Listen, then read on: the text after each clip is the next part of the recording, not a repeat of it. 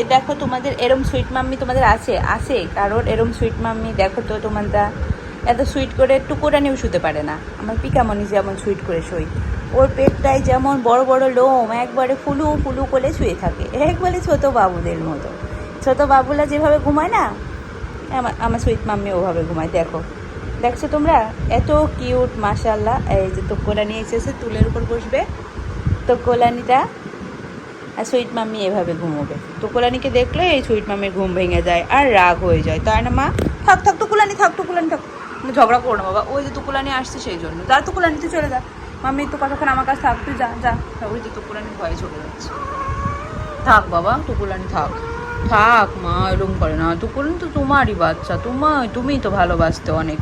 আমি কি ভালোবাসতাম? তুমিই তোকে আদর করে করে বড় করছো, আমি কি তো ভালোবাসতাম ওকে?